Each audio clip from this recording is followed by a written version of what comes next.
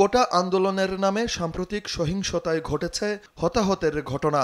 নিহতদের স্মরণে সোমবার সকালে মন্ত্রিসভার বৈঠকে শোক প্রস্তাব গ্রহণ করা হয়। তেজগাঁওয়ে প্রধানমন্ত্রীর কার্যালয়ে প্রধানমন্ত্রী শেখ হাসিনার সভাপতিত্বে এই বৈঠকে সিদ্ধান্ত হয় মঙ্গলবার সারা দেশে শোক পালন করা হবে। সবাই ধারণ করবেন কালো বেজ। বৈঠকের বিস্তারিত তুলে ধরে বিকালে সচিবালয়ে সংবাদ সম্মেলনে মন্ত্রিপরিষদ সচিব জানান, নিহতদের আত্মার শান্তি কামনায় বিভিন্ন ধর্মীয় উপাসনালয়ে প্রার্থনা হবে। মন্ত্রিসভা দুটি সিদ্ধান্ত গ্রহণ করেছে।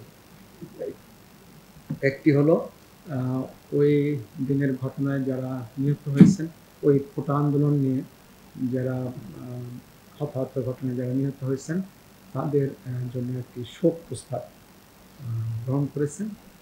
সেই শোক প্রস্তাবটা আনুষ্ঠানিকভাবে নেওয়া হয়েছে। আর দ্বিতীয় যেটা করা হয়েছে সেটা আগামীকাল দেশব্যাপী শোক পালন করা হবে এবং সেই শোক পালন অংশ হিসেবে কালো ব্যাজ ধারণ করা হবে এবং মসজিদে দোয়া, মন্দির, গির্জা, প্যাগোডায় প্রার্থনা করা হবে। কোটা আন্দোলন নিয়ে মন্ত্রিসভায় প্রতিবেদন দিয়েছেন স্বরাষ্ট্রমন্ত্রী। অন্যান্য মন্ত্রণালয়ের পক্ষ থেকেও দেওয়া হয়েছে আলাদা প্রতিবেদন।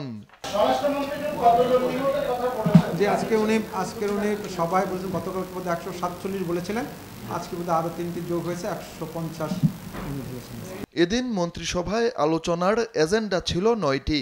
মন্ত্রিপরিষদ বিভাগ থেকে জানানো হয়, এপ্রিল থেকে জুন পর্যন্ত এই 3 মাসে 60টি সিদ্ধান্ত হয়, যার মধ্যে বাস্তবায়ন হয়েছে 39টি। এই সময়ে সংসদে পাশ হয় 4টি আইন। আজকের আলোচনার নির্দেশটা আমি আপনাদেরকে জানিয়েছি। জয় যাদব, দেশ টিভি, ঢাকা।